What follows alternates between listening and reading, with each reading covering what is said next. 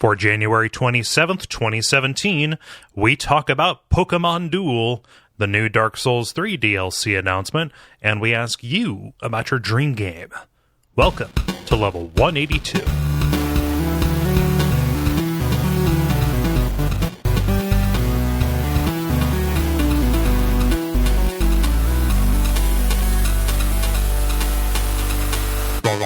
My name is Cole Ross. I'm Dennis Furia. I'm Jala Prendes. I'm Ben Merkel. And you are listening to The Level. It's a podcast for people who love video games. I'm trying to think of things that I can say for banter here, anything big that's going on.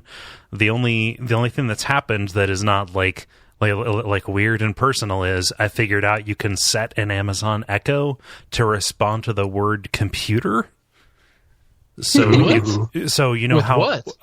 It's like a little feature inside of it. So instead of saying the actual the word, the name that people use to activate the thing, you can go all Star Wars or Star Trek with it and say, computer, what's the frequency, all of that. So that's been my day of things that are worth talking about. That's not even the syllables though. You need to go for like a one syllable name to maximize efficiency.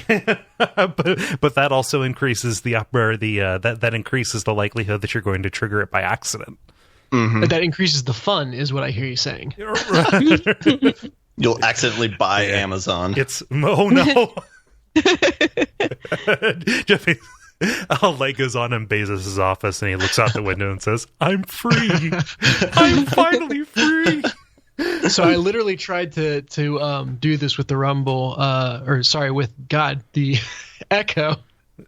Is when I went, "Let's get ready to rumble." It would start going da da da da da da da da da da da.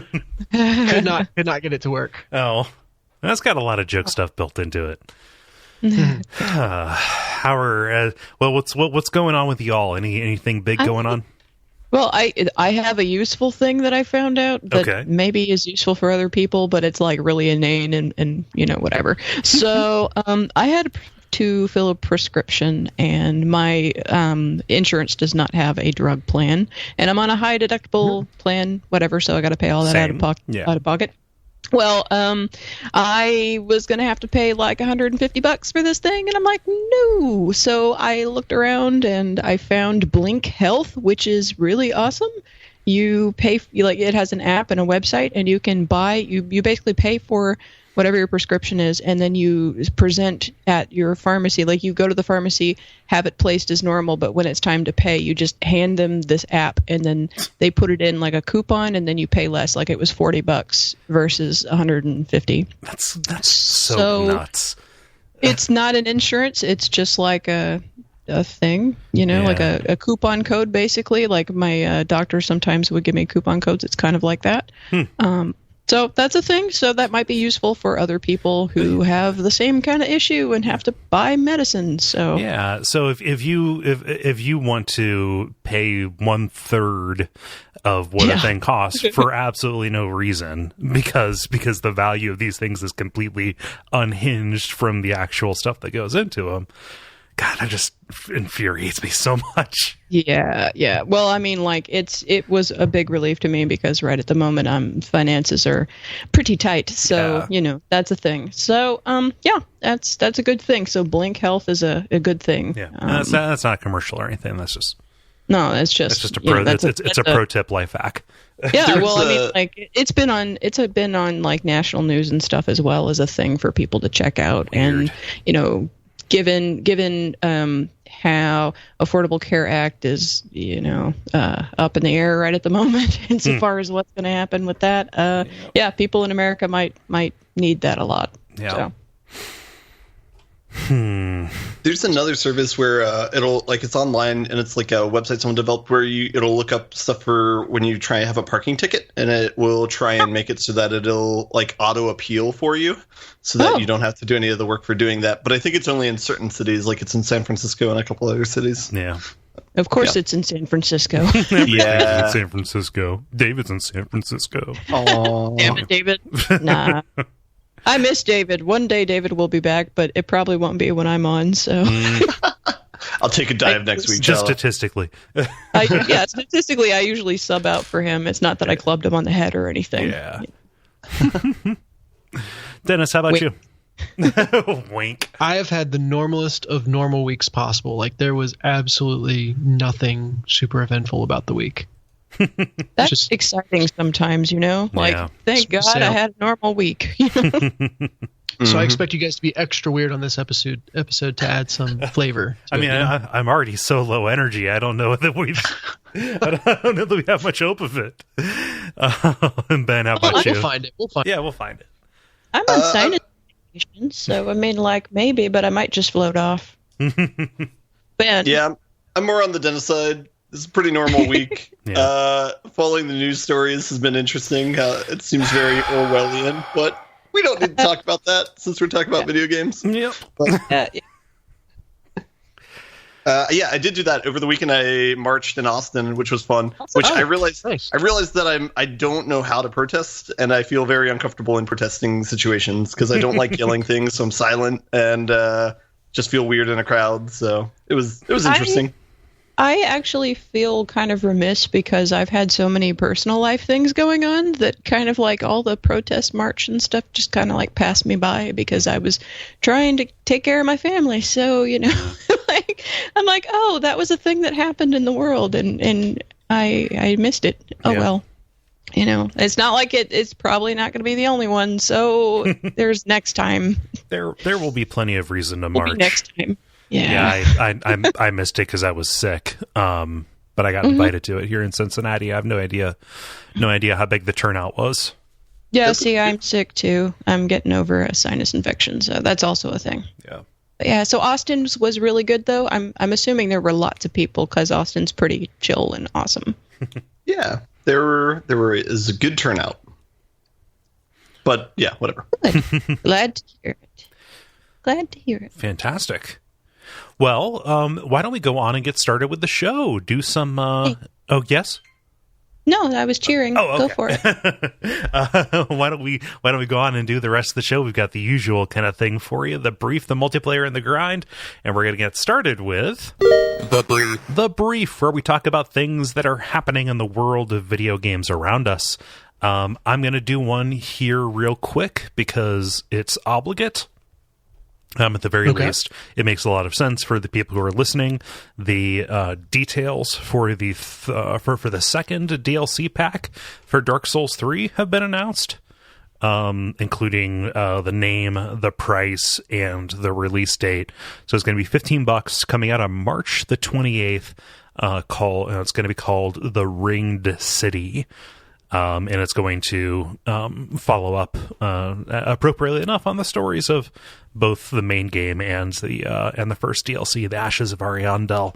There's a trailer out. There are screenshots of different enemies that it's very hard to find a context to put them in. So it's hard to say how useful they will be to you if you're trying to speculate.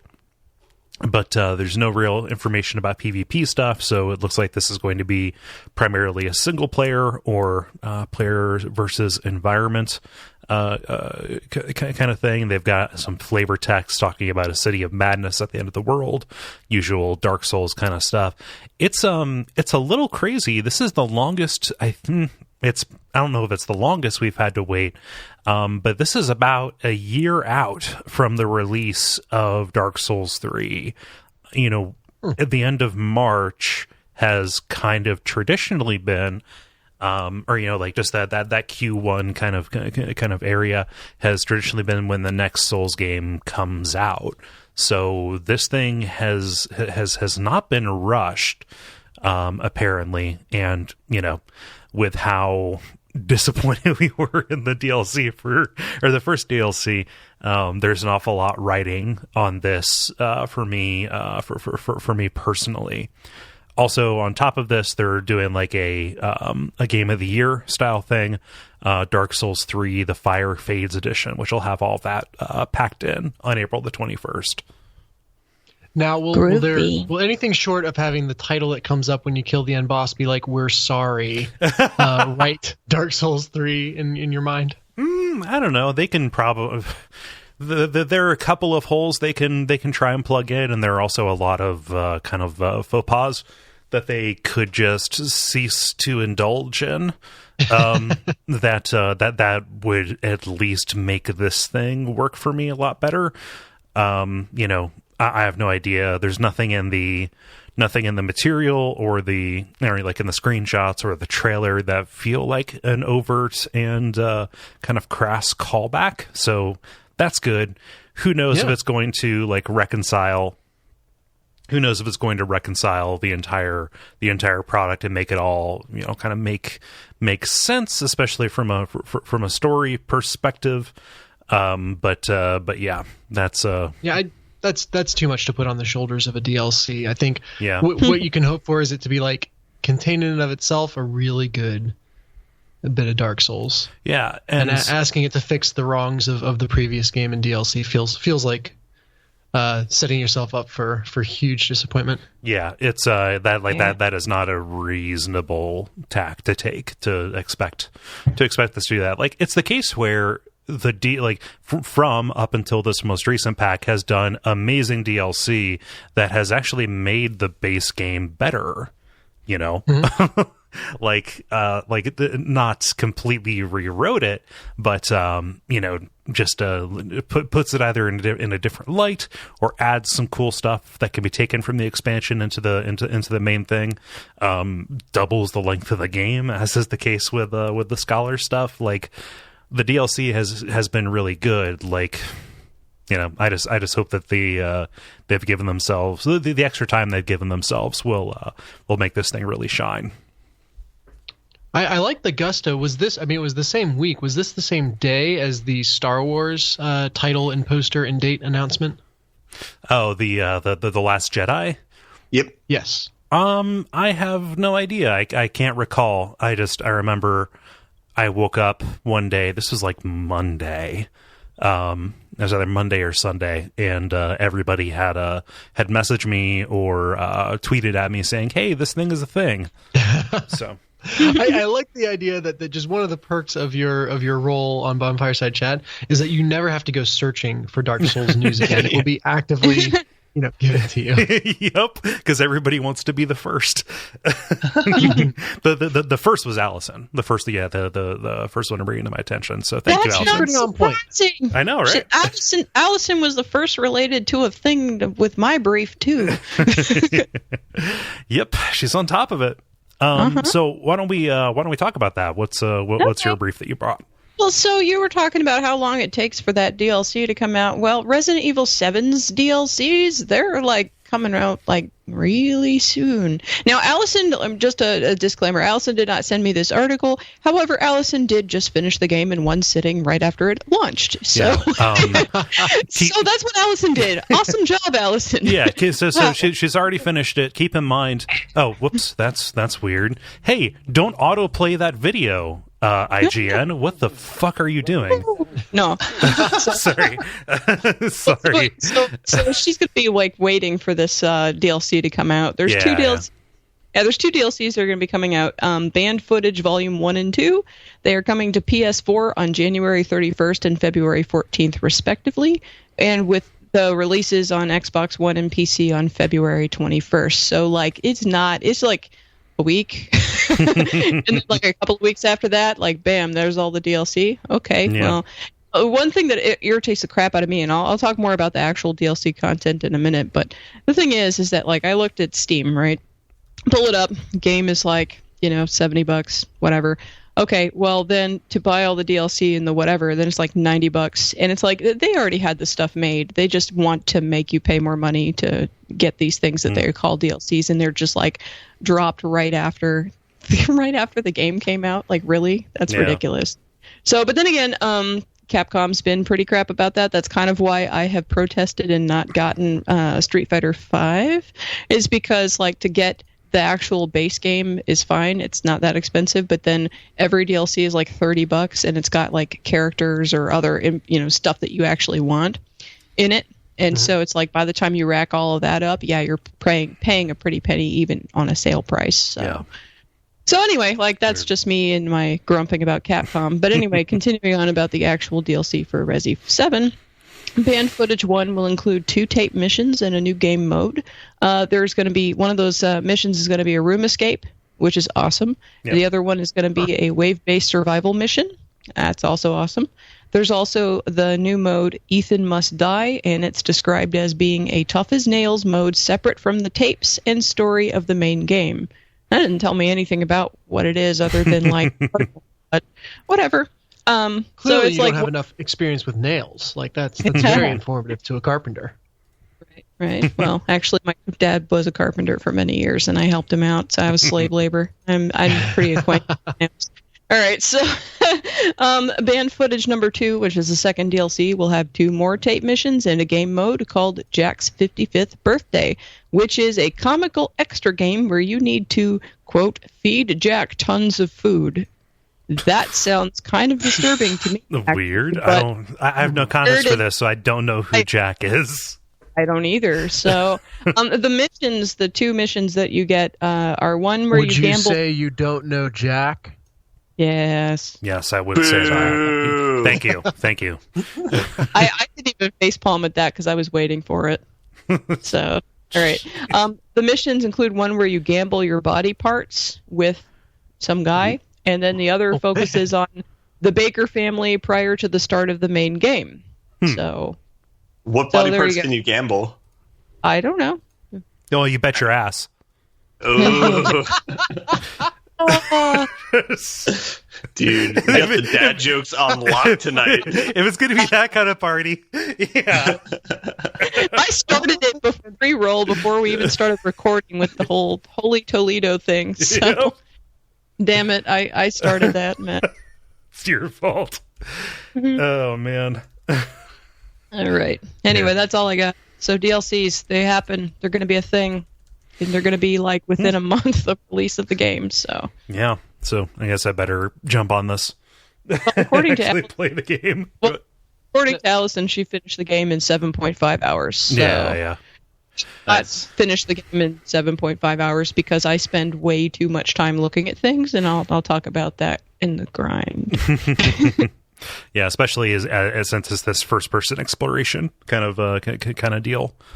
Yeah, I'm jazzed about it. Like I said, I've got it sitting behind me. I got that and Doom on the same day. So, ooh, nice. Yeah. Let's see here, Ben. How about you? Yeah. So today they announced the Oscar nominations, and so the big one was La La Land got a bunch of nominations, whatever. But we're not a movie podcast. So the story that pertains to video games, kind of, is that the first VR Oscar-nominated short film was announced. So this is kind of a step into the future. The name of the movie is Pearl, and it's about a dad who lives with his daughter in a car. And it's supposed to be sad. I have not watched it yet. But yeah. You can tell from that screenshot it's going to be sad. Yeah, it looks sad. Look at those tones. That's too warm and too sweet and too happy, and you know something bad's going to happen any minute. There's not a lot of happy stories where they're living out of a car, right? So. And that movie just had such great tones.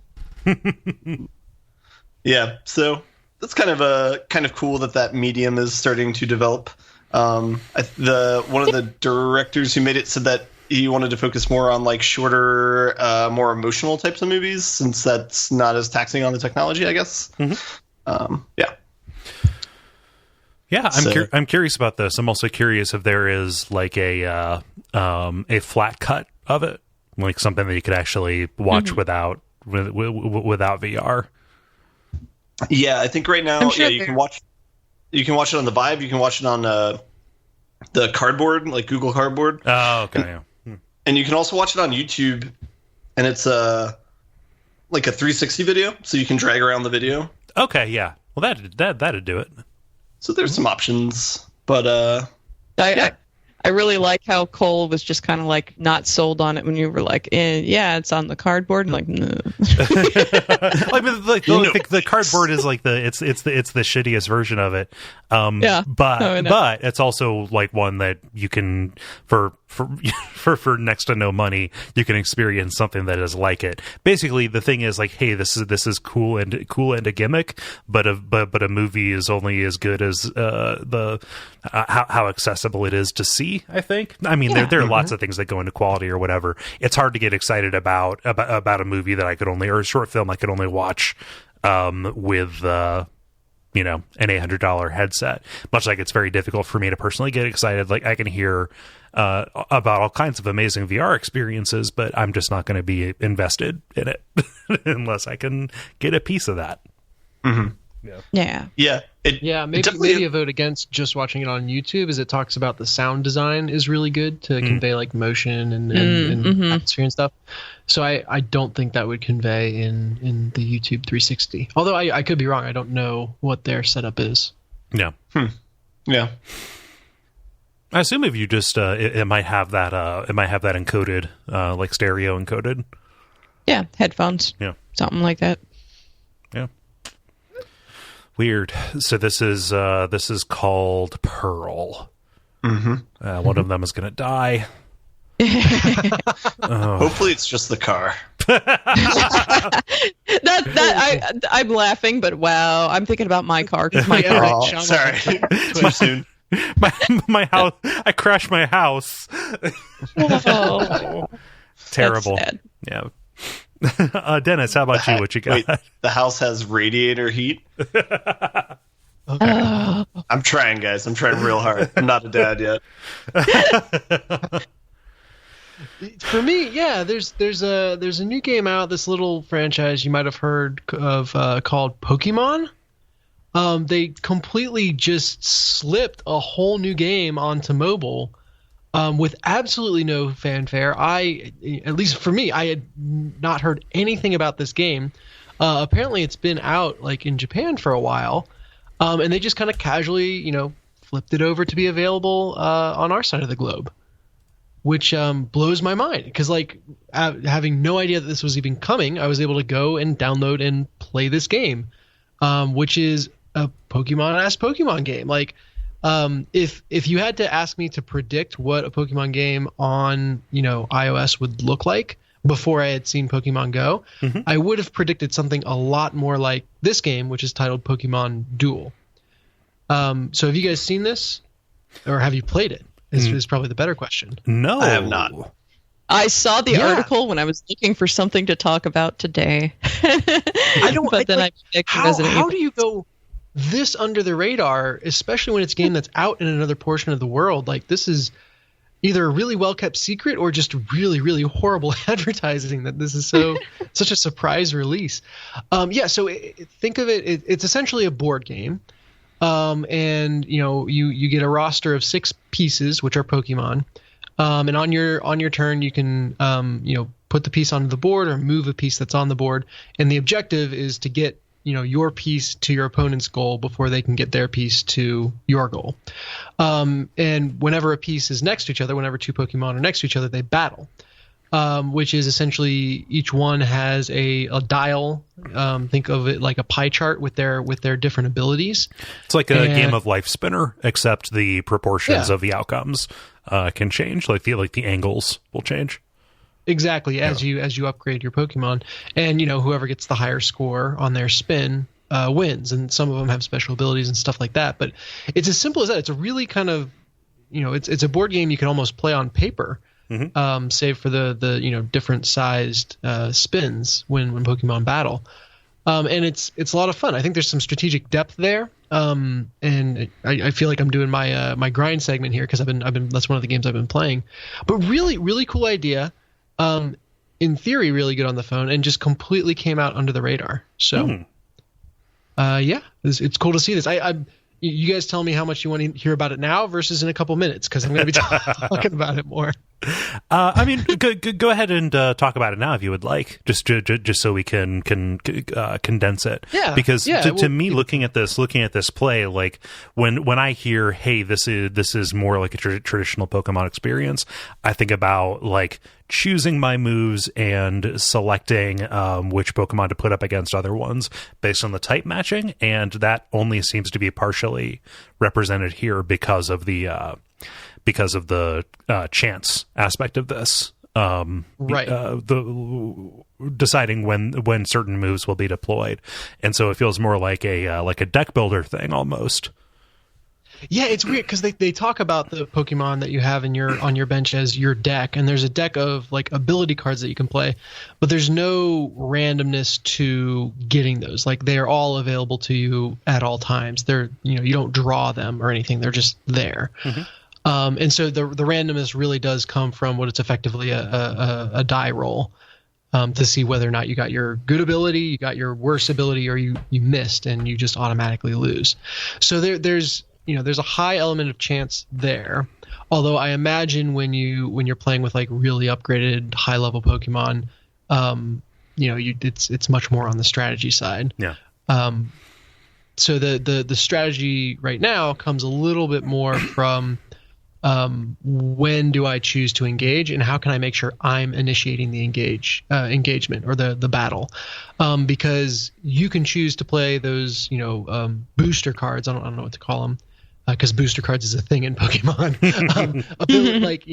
Enhancing cards. So like one adds 30 to all your attack values if you initiate the combat, or one allows you to spin again if you don't like the result of your spin.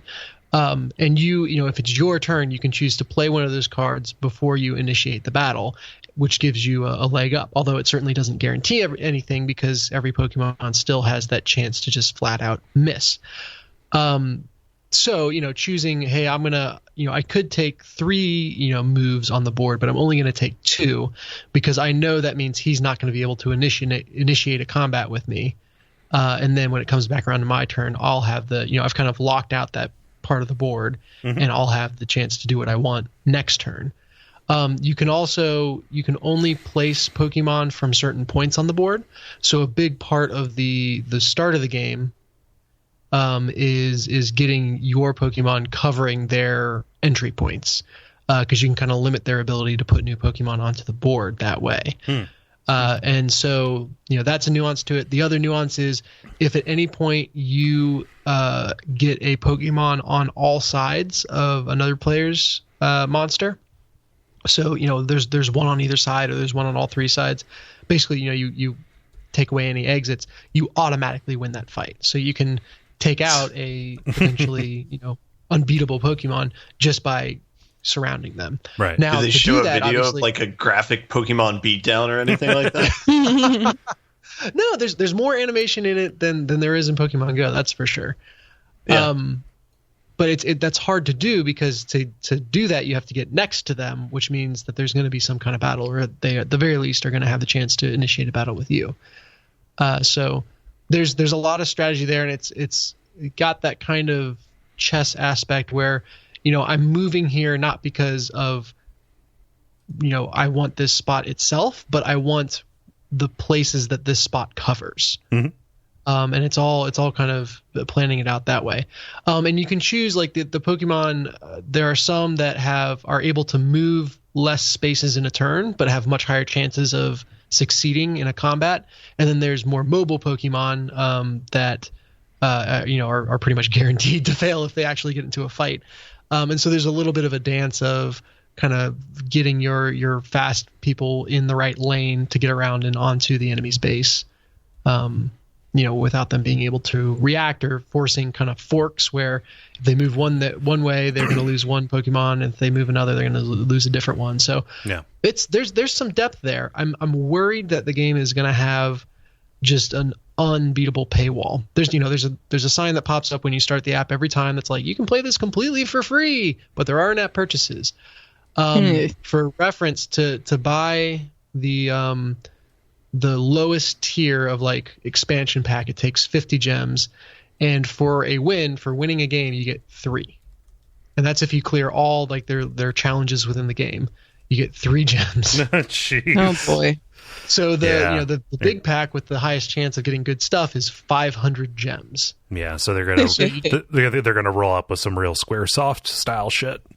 Yeah, like you're never gonna be able to be super competitive at this game without playing, which is a big miss because everyone knows I like Hearthstone a lot, and that's a game where, as someone who has invested very little money, I feel like I'm able to be competitive and don't feel like the game is screwing me out of a good experience. And because of that, I've invested money in the game. And I actually, I think it was this week. Yeah, one of these nights, I just on impulse went and spent a $5 in Hearthstone because, no good reason other than I felt like it, and it built up the goodwill. So that, depending on how robust the single player option is, which I haven't seen yet, this game could kind of stall out on that aspect. But it's more Pokemon, so people would play it.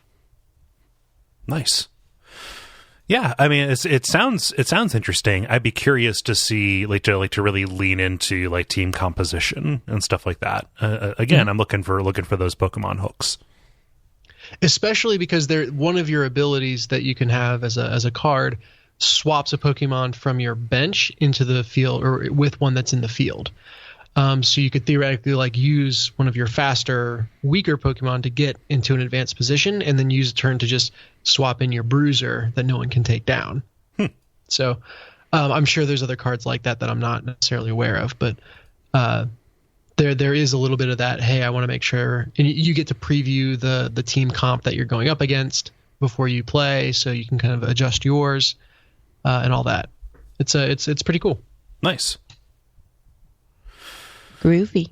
Yeah, I don't know that I have any other questions about it. It's something I want to take a chance on. But yeah, I had no idea that this was a thing. Like, when did you find out about this? Because I've only just seen news articles about it today.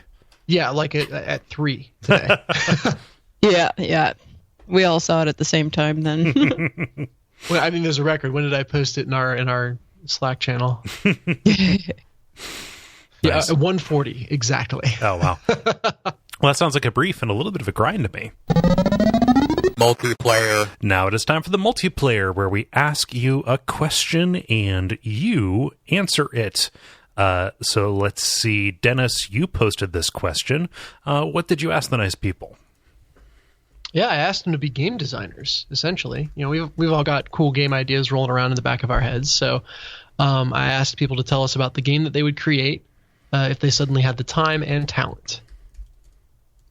Yay! Yeah. And let's go ahead and get started here with Roop, who says, it would be a point-and-click adventure game. Themes of the game would go through all kinds of absurd and taboo subjects in the world. Let's say the player is an escaped mental patient, and he really thinks he is doing the good deeds and all, but throughout the game, you get glimpses of what you are really doing, hurting the innocent, etc. A mix of Gabriel Knight meets Harvester meets Phantasmagoria 2 meets The Cat Lady. Graphical style would be close to graphic novels. Yeah, those cool. good touch points, although Phantasmagoria 2 is a little silly. I don't think I'm familiar with that one. It's I like the idea that. Oh, go ahead. It's a Sierra FMV adventure game. Mm-hmm. Nice. Yeah, it's a little goofy, but it is it's a horror game. Okay, cool. I like the idea that as you get glimpses of what's actually happening, you can find the secret right answer to the the adventure or that puzzle that seems to be wrong, but if you can use the real world logic that you get glimpses to, you get a better outcome. Yeah. Ben, what does Josh say? Josh says, a VR RPG with physical pain induced by electrode for HP loss to encourage more conservative play. Naturally, permadeath would be included. I like that he also has a little smiley face at the end of this. Mm-hmm. Can't tell if it's a joke smiley or a evil smiley. Yeah, no, it just all that it has is just a little box you put on top of the VR, helmet or whatever, and if you fuck up, it just releases a single bullet ant. Yeah, to correct you. Brings a whole new meaning to the phrase "kill screen." I guess. By which you mean I killed my screen by ripping the helmet off and throwing it at the wall. Or the screen killed me. There we go. Yeah, I can't imagine the disclaimers you would have to do, because this would stop somebody's heart. Mm-hmm. Yeah. Jala, what does Baharth say? He says, a black and white version of Batman similar to the Wii game Mad World, where it's grittier. The first half of the game, Batman heavily relies on his gadgets and friends, but during the second half, he's completely stripped down of technology, but still has to figure out puzzles and stuff. We'll get to see what makes Batman Batman. That sounds like something the Joker would say. We'll get to see. all these have been really dark so far. Well, I cannot believe that one of the Batman games has not done the Batman stripped of his powers thing yet. Is that really not a thing? I mean, there's that one scene in Arkham City that introduces you to combat without all of the. I'm avoiding specifics, even though the game came out 6 years ago. It's at the beginning. Like there's a scene in Arkham City where you are Bruce Wayne being admitted to the prison in Arkham City. Oh, right, that's right at the start. I completely forgot about that. It's your combat tutorial where you're just fighting as Bruce Wayne for all of 2 minutes of the game. Right. Yeah, of course. Dennis, what does Raghavan say? Yeah, he says, this one is a long-held dream. I've always wanted a proper action-adventure game based on anime, particularly Inuyasha. A feudal Japan world, excellent soundtrack with mythical demons, an overarching quest for a magic jewel and personal identity, multiple boss story arcs, and epic ability upgrades would have made excellent material for a game. I'm curious about the ability upgrades. That's the one thing that feels out of place in that list. Not for a game, but for an anime. Yeah, I don't know. Come on, they power up in anime. That's the thing they that spend whole happens. episodes powering up. Yeah. Well, anyway, Inuyasha is a good world, though, so that's a fun idea. Yeah. Of course, like most anime games usually are just like crappy, so yeah. Yeah, I never. Inuyasha wasn't one that I watched. I think that was one that was like opposite of things that I liked on Toonami. Well, see, when Inuyasha was first released as comics, and Viz serialized it as individual issues of comic books, I had a subscription to it. And it was coming out in America at the same time that it was coming out in Japan. So I read at least a chunk of the beginning of Inuyasha anyway as it was coming out. And I haven't watched or read all of it, but it was a thing back when I was a little one, when it was first coming out, that I did pay attention to then.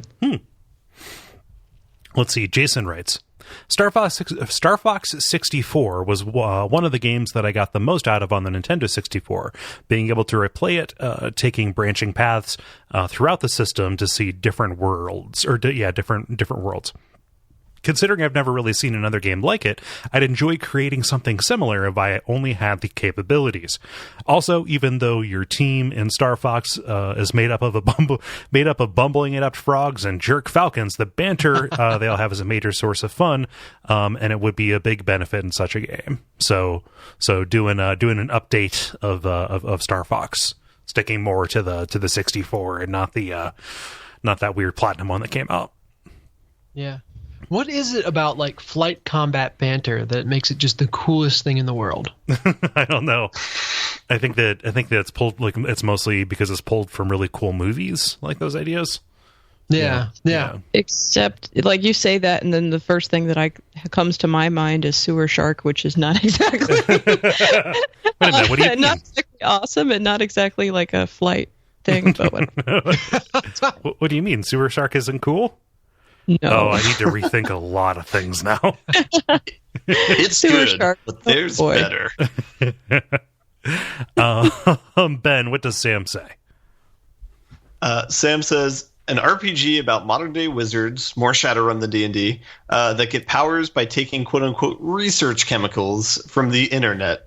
Sometimes I have dreams where I play video games, and that's the most coherent one. So I'm hearing a Doctor Strange video game. Right? Yeah. Ah, man, Shadowrun. Jala, what does James say? James says, I've always wanted to make an SNES-style 16-bit RPG with Zelda combat where every decision you make matters, with a time system that means where you are and what you do there matters. The game would be alive and have a world that exists outside the player's direct influence, and you're just a character along for the ride, able to influence it towards multiple endings. Yeah, Very cool. I mean, like that is also something that might be achievable with RPG Maker and all those tools that are available for it. Mm-hmm. Yeah. One of these days I just have to go buy RPG Maker. It goes on sale pretty often, actually. Yeah, I know. It's one of those things I got to pull that trigger, and I'm sure that will be in a time hole that I fall down pretty hard. I do too much thinking about this stuff to not have it happen. Yeah. Let's see. Dennis, what does Eric say? Yeah, Eric says an open world supernatural game, and that's capital S Supernatural, the TV series, where you get leads on monsters and have to disguise yourself as law enforcement and bring a limited inventory of the various items throughout the show to hunt the monsters, like an LA Noire for monster hunting. Your stuff is in the back of the Impala, so it's never too far off, but you can only bring a few things on foot.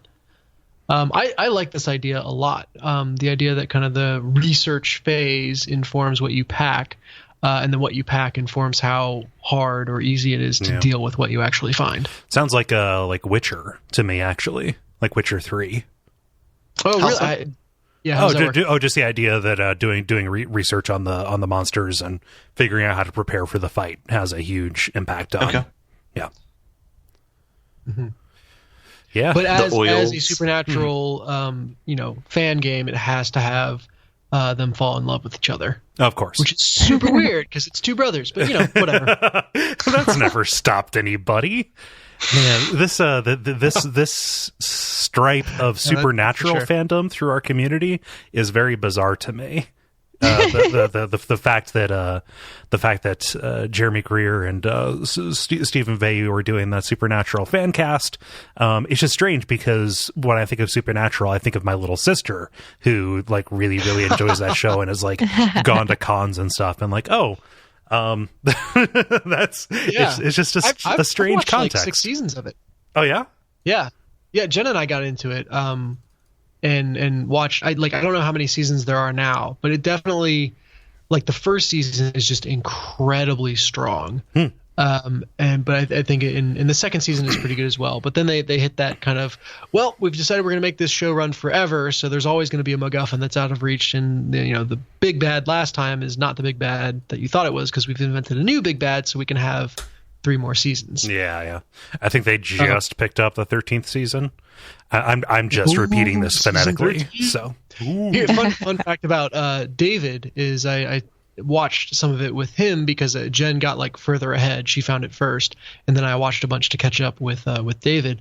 And he always knew what it like. The first season they do a really good job kind of picking obscure supernatural monsters from like Native American lore or just really random things.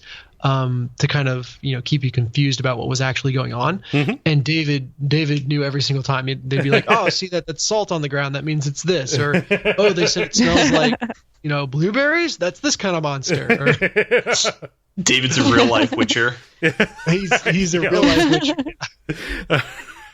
Yep. No, that comports with my knowledge of him. That was always the strangest thing in Academic Challenge, because we were on Academic Challenge together. That I think I'm hot shit when it comes to that stuff, but he is on that trigger, buzzing in and talking about Wendigos and shit. Oh yeah. Supernatural has gotten to the point though, just in its arc, that I would be very surprised if they haven't done a musical episode. Oh yeah. They've passed the Buffy mark. Yeah. Let's see. Michael writes, a restaurant management sim where it takes mechanical cues from Defend the House from Zombies segments in other games. First part of the loop would be bolstering your preparation or team to prepare for the rush, then hang on desperately to try weathering the storm of the dinner crowd. It would wrap up with picking up the pieces afterwards, fixing broken equipment and people, etc. Don't forget all of the drinking and smoking. Yeah. Yeah, right. I'm picturing. Did you guys ever? This a lot. Did you guys ever play a game on mobile? I think it was like Flight Plan or something like that. Mm-mm. No, sounds familiar. Yeah, it's man. There might be something. There was a nautical version as well. That was like Harbor Master or something like that. But the idea is you are air traffic control. It's a top-down view of like the area around an airport, and you have to guide the airports into the correct runways by drawing a little path for them. And the idea, whole airport? That's got to be so hard to do. Well, I mean, it starts out incredibly simple, with like one or two, but then eventually it throws so many at you that you have to be very, very careful with how you draw those paths in, because if they collide, then you're fucked. This was a very early iOS game. I would picture having something like that on the order of like moving the staff around and like just trying to keep those plates spinning. Airport assault. Why? You'd fail unless you were playing the Breaking Bad edition. What? Nothing. Oh, I get it now. Yeah, I try to forget that happened. Actually, that is not a good plot point in that show. I see. My question is, why does it only have to take mechanical cues from the zombie games? I think this should be a restaurant for zombies, and that's why they're so messy. Yeah. Oh, they just don't know any better. Ben, what does John say? John says, I had an idea for a mobile techno horror text adventure game. It would start as a conversation with an experimental AI bot that would learn as you talked with them. At some point, it would begin stalking you outside of the game. Robocalling your phone, sending you emails, basically turning the game into an ARG. At that point, the goal would be to convince the AI to leave you alone or self-destruct. I'm not sure if the self-destruct is referring to the AI or the person in that situation. Again, don't forget the drinking and smoking. Yeah, that's good. It's oh gosh, Majestic. That was the game that EA did, right? That was like the ARG. Like that was such a weird kind of it was a weird time for that, because there would have realistically been multiple ways they could have gotten at you. Like you would give it your phone numbers, or you would give it like a fax number, your IM accounts, just basically any way to contact you. And then characters from inside the game world would, reach out. And it was just kind of this game that would run even while you were in your real life. But now for everybody, it would just be the same cell phone number and the same email address. Like there is no there is no heterogeneity with any of the communication methods that we all have. Interesting. Yeah. It all goes to your phone. Yeah. It's the same thing. Yeah. I would say I forget what it is, but there's an iOS game where it's like a text-based game where it sends you prompts, and you're trying to. It's almost like you are on the other end of The Martian. And you are trying to like have this person survive, but it's in real time. So you'll get a bloop and say like, "Hey, should I use this wrench or that wrench, or should I ration my water, or should I drink it up?"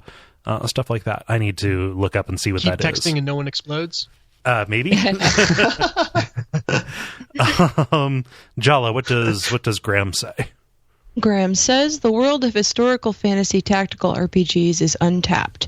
How about a tactical RPG about the ancient Phrygians? You'll fight armies, animals, and even mythological creatures. The soundtrack is 70s-inspired progressive rock and prog metal for some reason. Well, because you would like it to be that. Yeah. Yeah, that's the reason. The game I was referring to before is called Lifeline. Sorry, I needed to figure that out. Otherwise, I would lose my mind. Yeah. No, I don't know who the Phrygians are. I know the Phrygian scale. You know, in what's the Phrygian music. scale? It's music. It's okay. Yeah, but let's see. Dennis, what does Jeremy say? Oh, no, it works out well that I landed on this one. A modern XCOM style game using the Cthulhu mythos set during the 1920s or 1930s. The equation for this game is simple. Commanding a soldier with a 75% chance to hit a deep one, plus researching non-Euclidean geometry at my 1920s underground base equals me being able to die happy. I like that idea that you can, to make room in your base, you can just kind of break the laws of physics. Oh gosh, it'd be a little bit like Final Fantasy Tactics has the calculators that use basically the stats and levels and certain aspects of the map, like height, against everybody. Like your Eldritch investigators would be able to use the math of the game and break it against people. Yeah, I mean it's not 1-to-1, but Darkest Dungeon is kind of this. So, Jeremy, if you haven't checked it out already, Darkest Dungeon might scratch this itch. Yeah, the Cove is definitely pretty close to Cthulhu-esque. Yeah. So that's probably all we're going to have time to get through on this. Just in the interest of keeping things moving along, because I don't know if you can tell, I'm not feeling good, and I know that Jala isn't feeling good either. But we should probably go through ours. For me, you know, it's one of those things. I don't have an awful lot of ideas for this. I spend most of my time playing and consuming and thinking about them, as opposed to thinking about creating them, because I just know I don't have the skills to do it. Because you'd make Dark Souls 3 good. Yeah, probably not. I don't need people being angrier at me about that. No, what I would love is a pursuit-based survival horror game that was kind of set in like the mid to late 90s or something like that, and took a lot of cues from like Junji Ito, like like Uzumaki, or you know, some of the weirder stuff. I'm just reading a lot of Junji Ito recently, so you know that's probably why this is popping into my head. Up? What's that? No, just that's probably why it's coming up for you. Yeah. That's why I say it. But it's kind of like, you know, just let's lean into this body horror type thing, and you know, maybe some weird stuff is happening to you, and that's giving you certain powers you can use to evade, and that's generating all these monsters and stuff. What are his hallmarks for someone who's not familiar with that? It's incredibly gory, and it's incredible. It leans a lot on body horror and like a different culture's interpretation of like Lovecraftian themes. Of, you know, demons that rest beyond and just outside of our sight, or inhabit certain objects in particular ways. He's really good. Like, I've, you know, fallen back into a hole with him. We covered Uzumaki on Bonfire Side Chat. Because his work informs a lot of that. And if you're thinking, hey, Kole, this would have been a thing in Silent Hills, then yes. Yeah, I would like to make Silent Hills, or take PT and expand it out, because Junji Ito was going to do character design work on that game, and every day my heart is broken because we don't live in that world. Yeah. Ben, how about you? Yeah, so I think I'm gonna lean on the like unlimited budget and talent thing, and I would probably go to like Obsidian and BioWare and make another Star Wars Knights of the Republic game, but make it like a 200-hour game. Make it a game that only you would have the patience for. Perhaps. Yeah. Yeah. Oh, anything like in addition to that? Like, would it just expand after Coder 2, or is it just let's... Yeah, I don't care. I would just hire both those studios and just say, work, take all the time you need. Let's do this. Yeah. Awesome. Jala, how about you? Idea that you've got a production house, Ben, that just like while you're at work builds you a new level of this game, and you get to come home and play it, and you're like, "It's a good one, guys. See you tomorrow." Keep it up. They never have to finish it. They just have to stay like a couple of play sessions ahead of you. Yeah, like Supernatural. Yeah, you're just going to.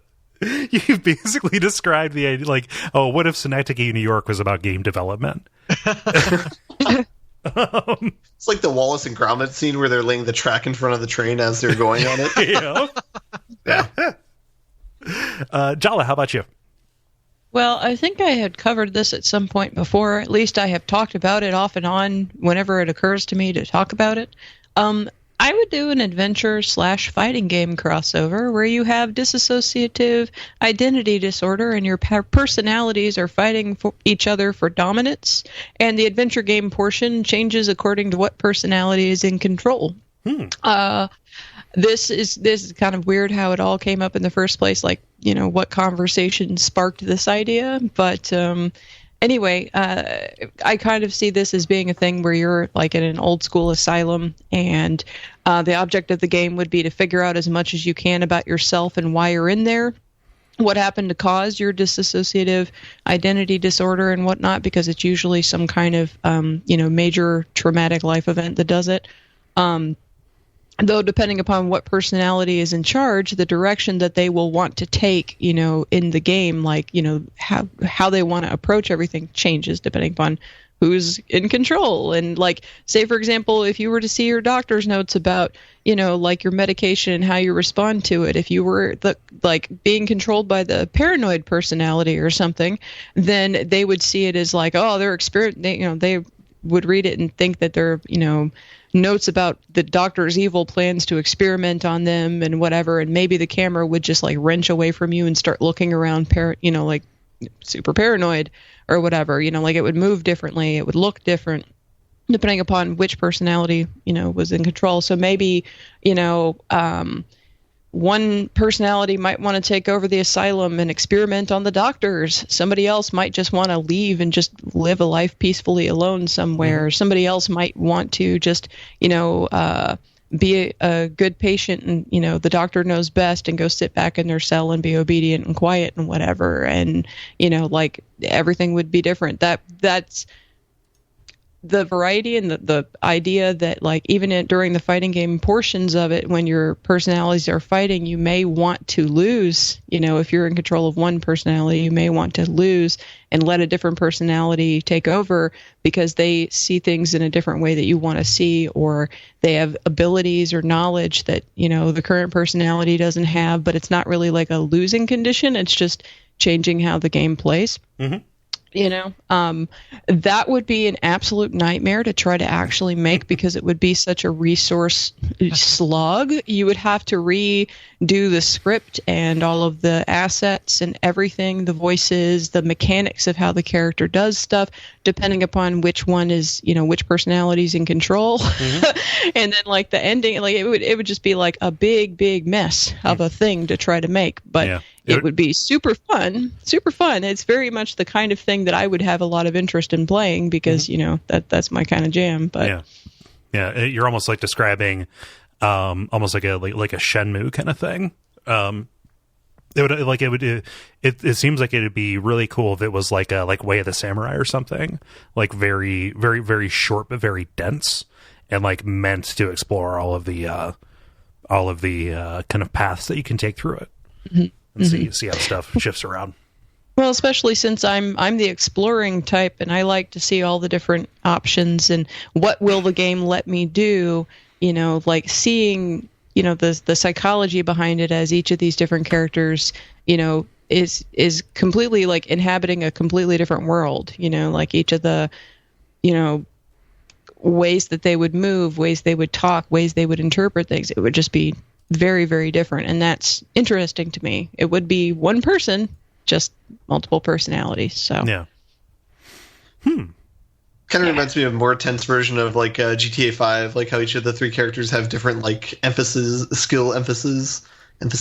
But your idea sounds much better. Well, I mean, it mixes up my love of exploration with random stuff like fighting games, and then psychology and people, because I'm very interested in people as a general rule, and also horror. Like you're in an asylum, you got crazy stuff going on, you are struggling with this identity disorder, and like you eventually, even if you are really good, you're going to whatever your current personality is. Like, say for example, in the fighting game part, if you are, the paranoid personality, and you go through a fight, you don't get healed or anything, so eventually you're going to lose a fight, and then like by the nature of how it would play out, you would have to switch at some point, even if you're really good at playing the game. So that makes me think of there's a tabletop RPG called I Am John. And it's very much the same idea that the story that you play is all around one character, but each person plays a different personality in the character's head. And if the person gets to drive, they get to control John. But every time they do anything that takes effort, they have to like take a chance that they will lose control. So it's like whatever you want to do is directly proportional to how much you're willing to risk losing control. Yeah, well, dissociative identity disorder is basically fits where a personality change happens. Usually occur when there's some kind of a trauma, some kind of stressor or something. But like if you are in an asylum and trying to figure out stuff, and things start happening around you, then you're going to have stuff come up that would trigger these fight scenes or whatever that would go through. And maybe it wouldn't end up being like a fighting game style, because I would want the game to flow and not be a little bit not too jerky with that kind of thing. But that's just the idea that I came up with just off the top of my head. Yeah. So very cool. Yeah. Dennis, round us out. Yeah, I think I came up with this one on a free play question for a long time ago, but I really like the idea of a video game about having a disability, where you are a young video game character who's going off to video game school for the first time. And you go in and everyone picks up their power up, but you're not able to use power ups. Like you, for whatever reason, just can't.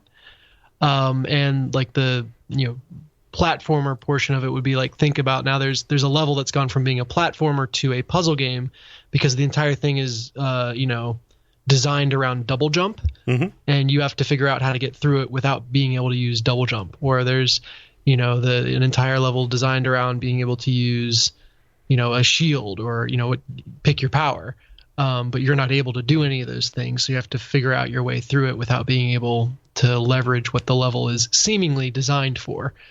And then on the story side of it, it would be about kind of dealing with that and becoming maybe made fun of or picked on by certain kids because you aren't able to use power-ups, and then gradually as you like win friends over and reconcile those situations, you might be able to then bring friends into the level to help you, so that you eventually can get somewhere close to the target times, which of course at the beginning would be completely out of reach. But you use the people around you and kind of get help from friends to be able to actually do this stuff. Yeah.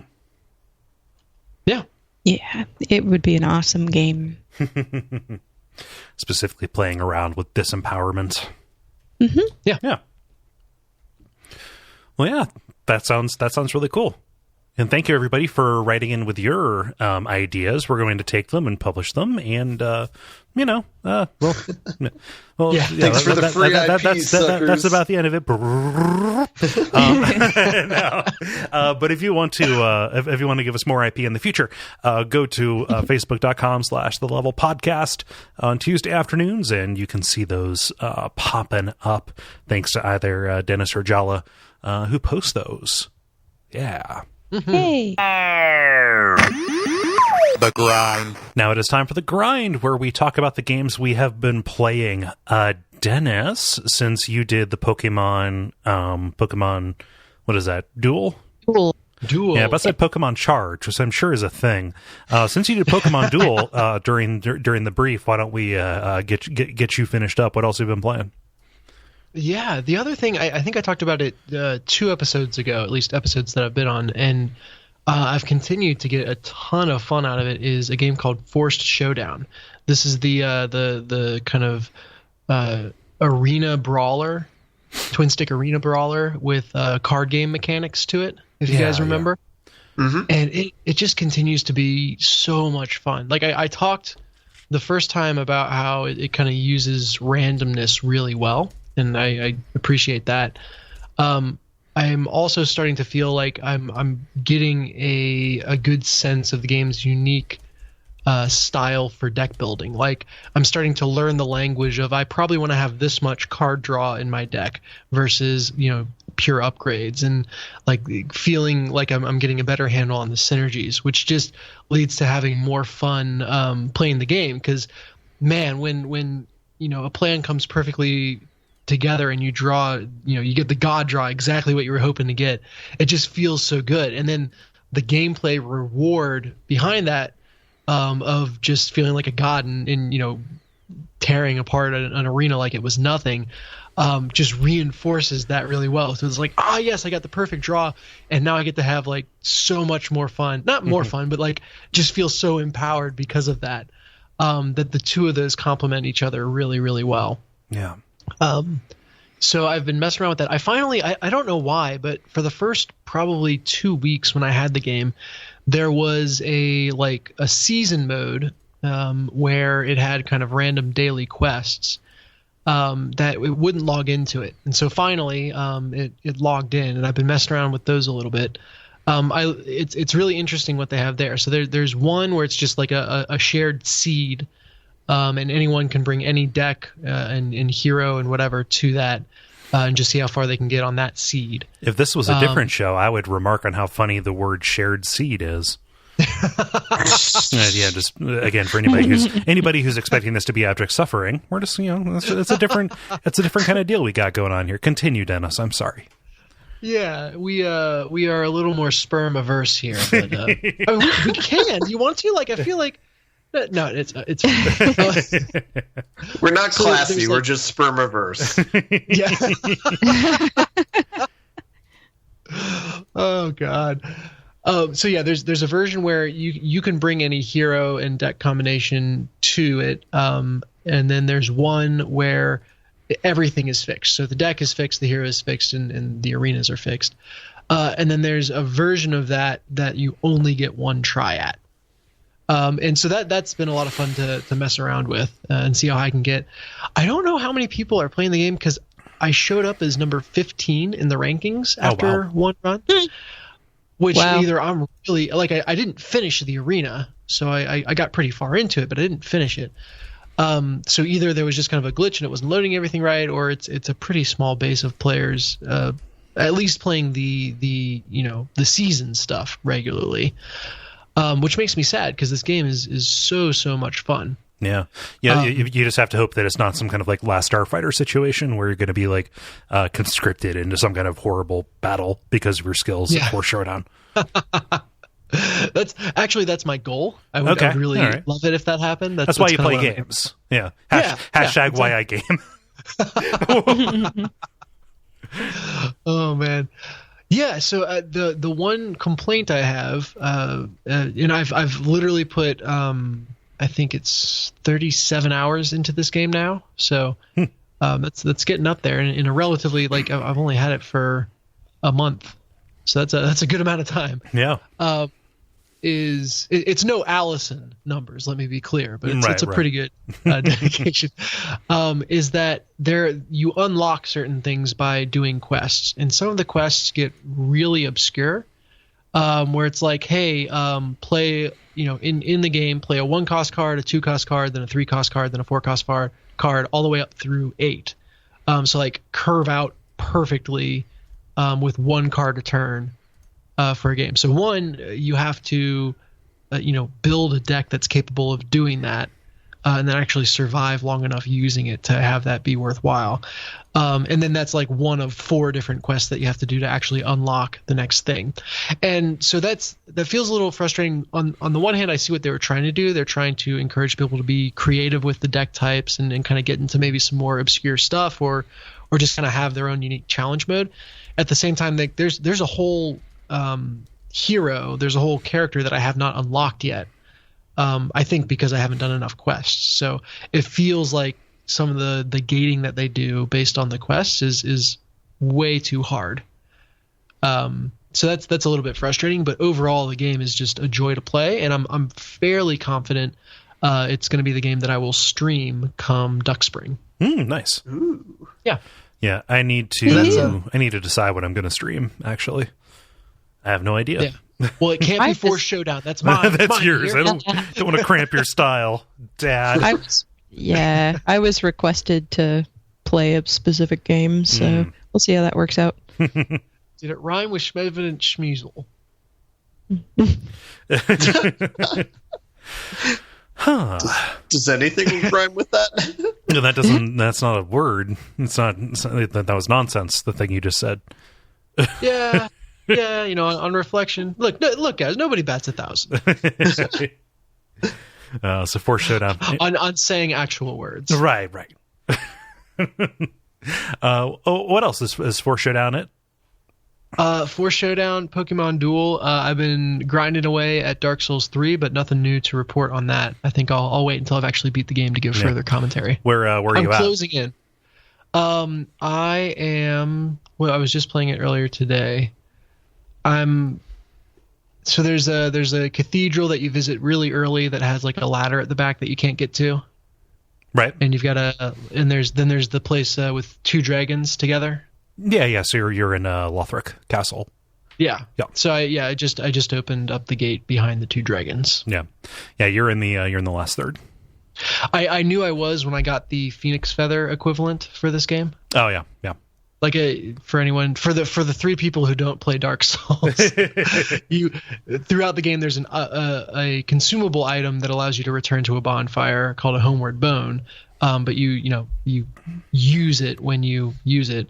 And eventually the game gives you a version of that just has infinite uses versus having to manage your inventory of it. But I had 14 of them anyway, so I guess I'm just a badass. No, it's just that signal more than giving me a mechanical advantage, that just signaled to me that the end of the game was near. Yeah, that's been a thing since even Dark Souls 2.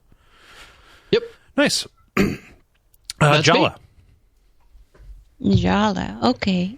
So the first thing is that I did some co-op again, finally. I know it's been like forever since I've done that because stuff and things, but I played Robot Roller Derby Disco Dodgeball with Sam. I had been wanting to play that game again, and then actually it wasn't me that brought it up. Sam was like, hey, I kind of wanted to play that game, and I'm like, awesome, I kind of wanted to play that game too. But we kind of want to get like more people in on it, because although we can go into a public room with a bunch of random people and that's okay, it's a lot more fun if you have people that you know and you have like several people, at least 4 or 5 people in there. But so anyway, at some point, if I can round up enough people, we will probably have like an evening of Robot Roller Derby Disco Dodgeball.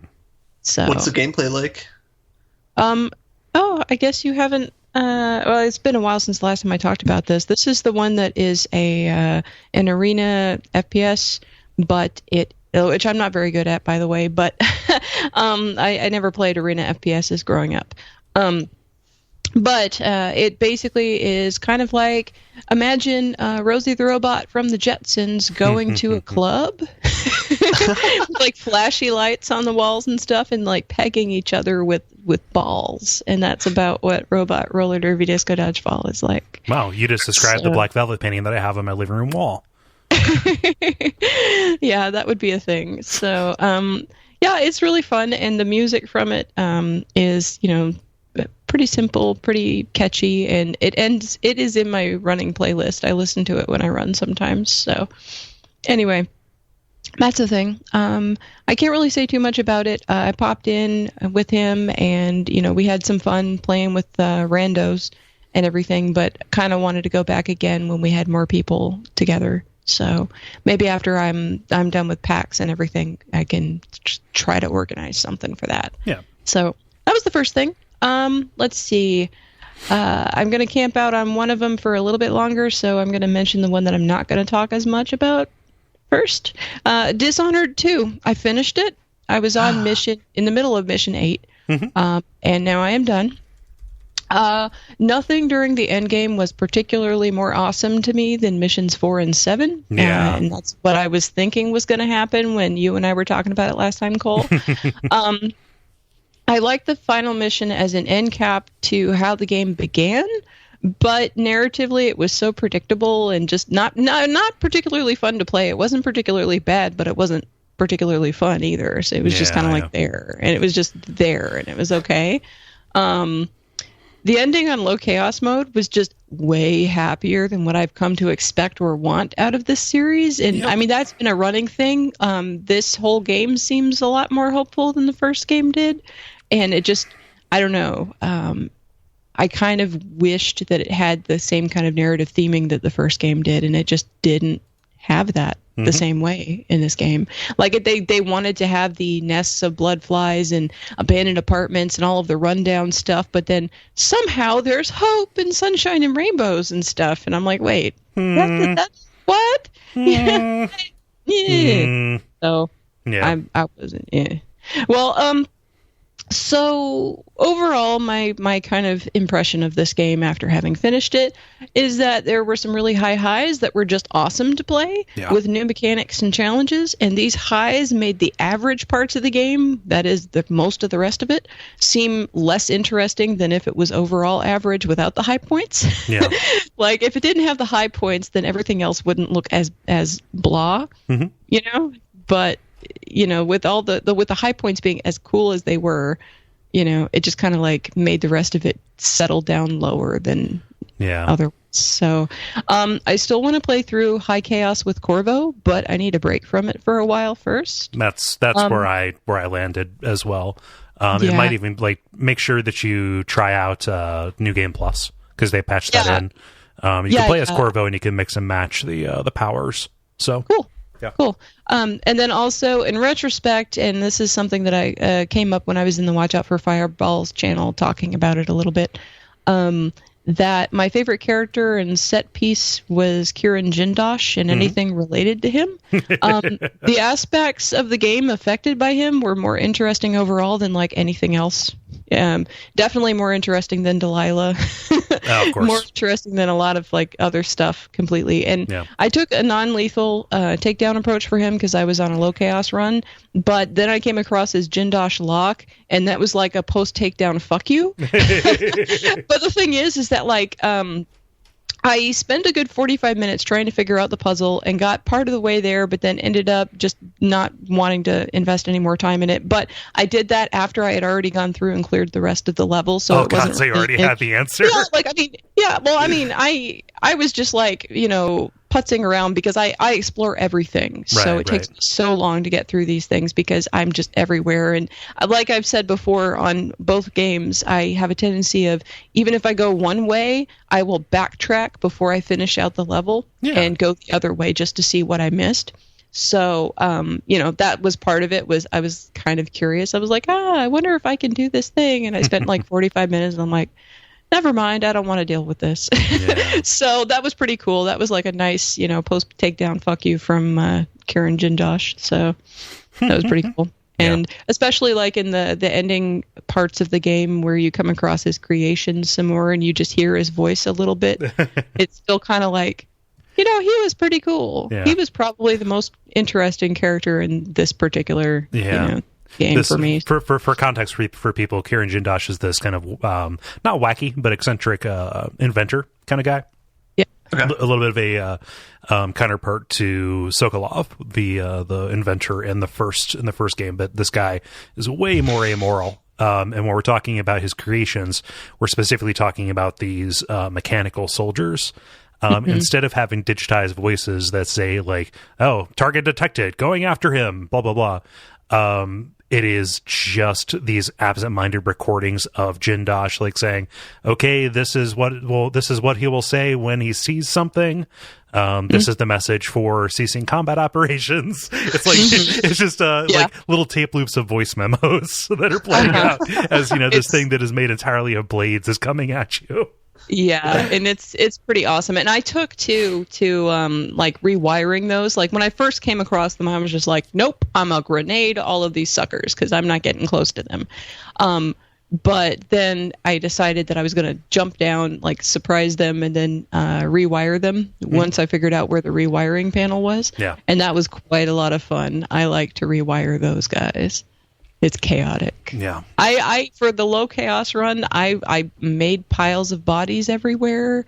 I was like causing deaths, via other ways that are not direct, and so like I caused a lot of chaos for having a quote low chaos run. So nice. But anyway, so I did that.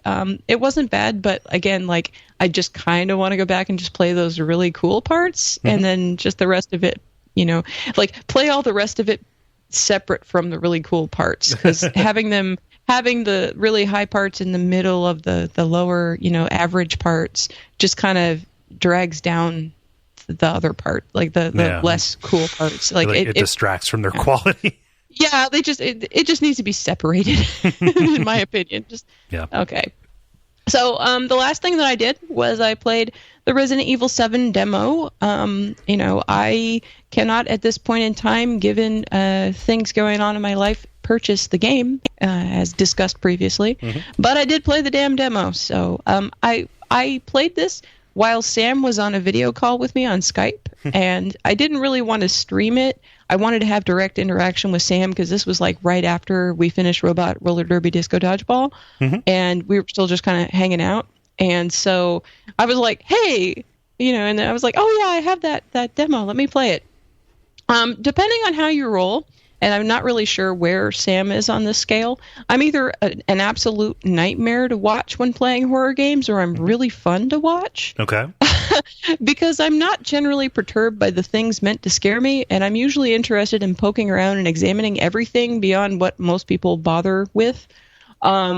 So, like, guy comes around the corner, and it's supposed to be all scary and shit, and I'm just like, oh, there's the guy. Okay, whatever. And then I'm, like, looking at something else on the wall, It's just whatever. I was texting Dennis a little bit yesterday, and he was like, I've heard of the horror of the mundane, but you're exploring the mundane of the horror. Yeah. Because I will, like, I spent this inordinate amount of time looking at the voodoo dolls hanging from the ceiling just to try to figure out what they were made out of. And I was laughing at the trash bag in the oven, and the crow in the microwave, and the bike upside down in the literal bloodbath. I mean, those things were very, very funny to me. Well, of course. Yeah. I was spent all this time looking at the carcass by the back door trying to figure out what it was. So I have a lot more fun looking at the scenery. I was making fun of the photo. I'm like, oh, that guy doesn't look creepy,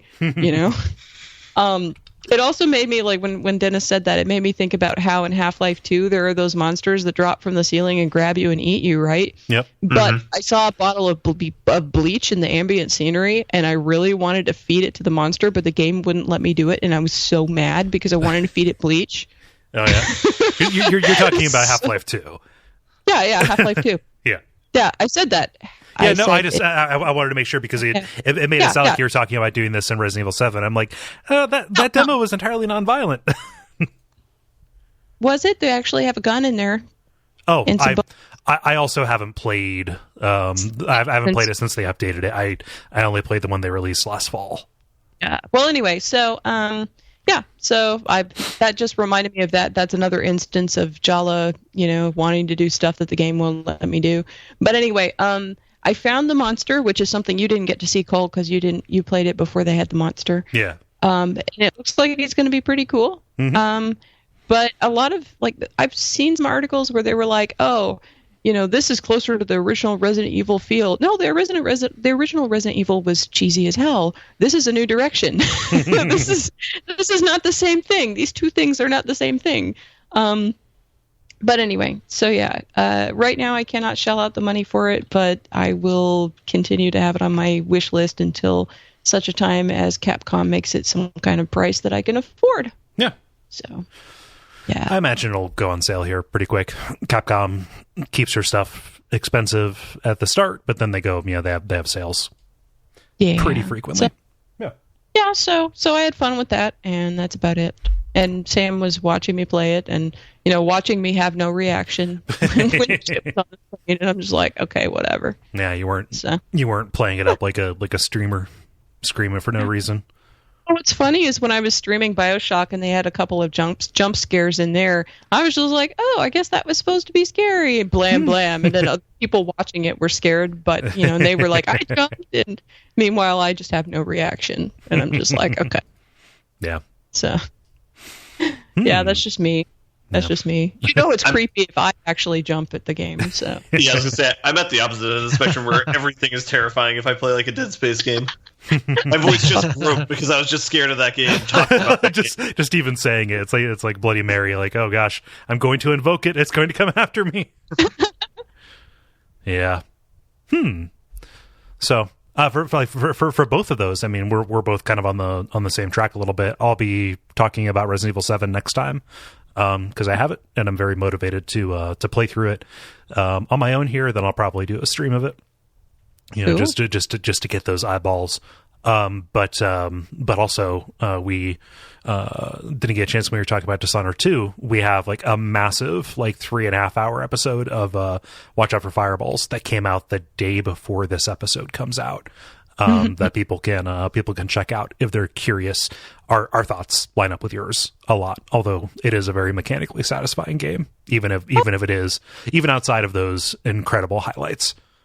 Yeah, it is, and I'm not gonna besmirch the game about that. The mechanics are definitely solid and improved upon from the first game, which that's what you want with a sequel. You don't want it to drop down and be crappier. So yeah. Yep, I'm down for it. Ben, how about you? All right. Or Jala, I'm sorry. Did you have anything else? Nope. Okay. So, first thing, get it out of the way early. Played Rocket League this week, so no surprise. I have surpassed the 400-hour mark on the game. Holy shit! Is that the most you've played a game? On Steam, yeah, but I've only had Steam for like a year and a half or so might not be the best. I haven't timed all of my games on console or anything like that. So, when did you get Rocket League? How many months? Year and a few months ago. So, about as long as I've had Steam. Okay.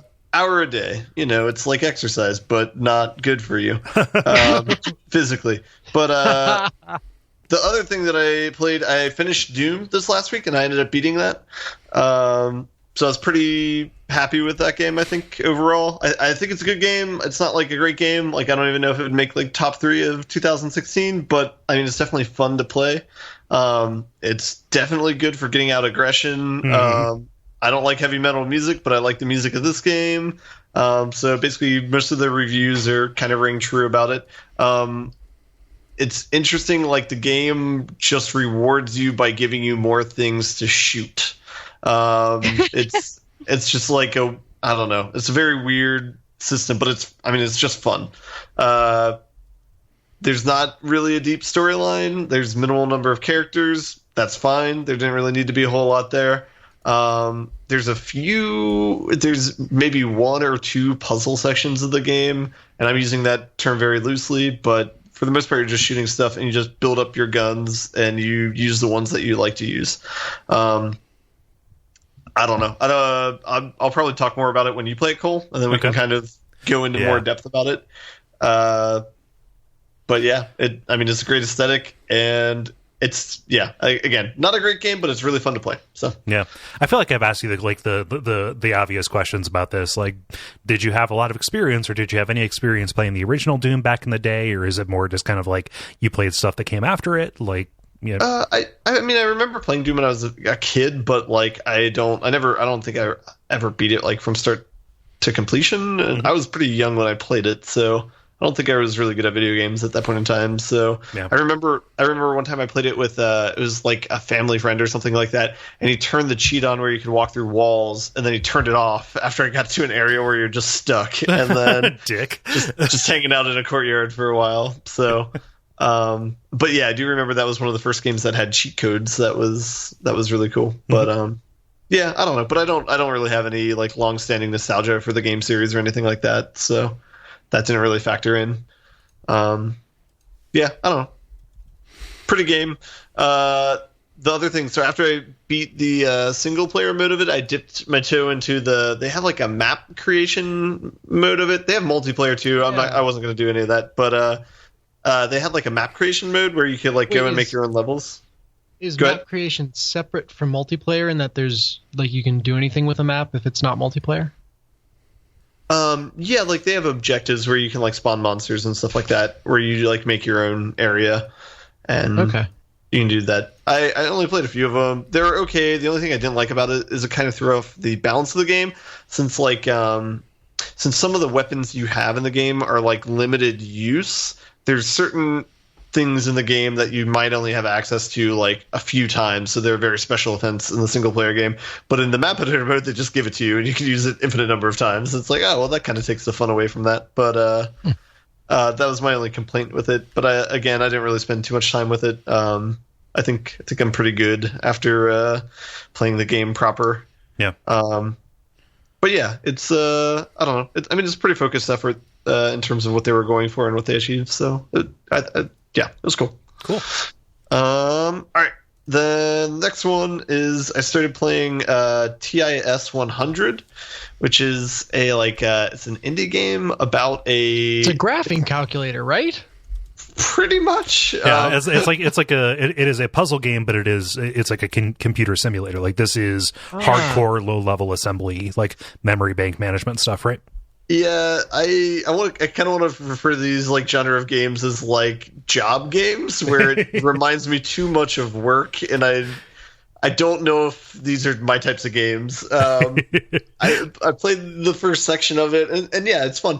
It's so the idea behind it, or the story behind it, is you find this Russian-made computer that has very limited series, has its own individual logic, but it's just never took off, and so you're like repairing it by programming in the logic of like the circuits, and it comes with a literal PDF document that you can look at for the manual of the game. Yeah. And it tells you the different like computer commands that you can do, but I don't know if it covers all of them or not. And then it'll just give you like this broken computer, and you have to figure out like I think the thing that's very specific about it too is for every I don't think there's a way to get rid of inputs. So you might have two inputs and you have to have two outputs as well. So like there's this basically all the things you're doing is you're writing a basic program to take these inputs, combine them, and do whatever you need to do, whether it's like something like addition or multiplication or comparing or something like that, low level stuff. You have to like make the pattern so that it passes through this machine and then goes to the proper outputs. And so you're given commands like how to move data from one like parallel processor to another, and then you're given things like how to save that data or how to swap it. It has like a 2 variable cache, and I don't know. It's interesting. It's kind of fun, but at the same time, it's when I play a game like this, I say like I could go learn Python, and that would probably be more valuable, and I would be having about the same amount of fun. So, and I'm not saying that that's not fun, but I'm just saying that same amount of fun. Right. So so I played it for maybe only an hour or two. I don't know if I'll go back into it or not, but it's definitely interesting. So if that's your type of jam, then that would be really cool. If you liked Human Resource Machine, for example, you would probably like this game. Yeah. So Human Resource Machine is like a much friendlier, like is like the Nerf version of this. Yeah, it's like maybe the Nickelodeon version of this. You start with that game and then you work your way up to this. If you're plowing through that genre for some reason. Yeah. If this seems familiar, like if it sounds familiar, this is the same guy who did Space Chem or Infinifactory. I do not know either of those games. Yeah. So I'll have to check this out. Zachtronics. I think it's like one dude or a very small team. Really? Yeah. Yeah. It's definitely a minimalistic game. I mean, the interface is very limited, but it fits with the theme of the game. It's a junky computer, so you don't have to make it look great. But yeah, so it's cool, but it might just not be for me. Yeah. But all right, and then the last one on the list is in a weird impromptu move. I played and beat Inside again in one sitting last night. Huh. Yeah. just because I think that was probably my second favorite game of the year last year, and I just wanted to play it again just to mostly just see the graphics of the game. Like the world of that game is just so beautiful, and like just like every frame is just beautiful in that game. So it's definitely cool to go through that. I was trying to kind of pick up on more of the themes. A lot of people cite one of the themes of the game being like control and like your control over the character and like or just like controlling people in general. So I tried looking for that. I don't know. It was interesting. And then there's a very emotionally impactful thing that happens in the game. And when I got to that part of the game again, it wasn't as impactful.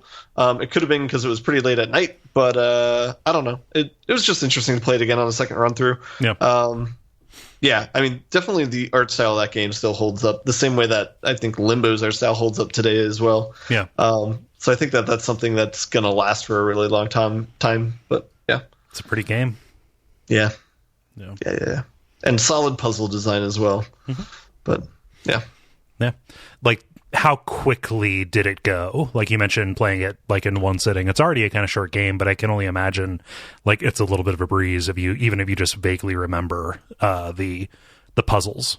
That's kind of how it worked. Like so I think it's 4 hours the first sitting.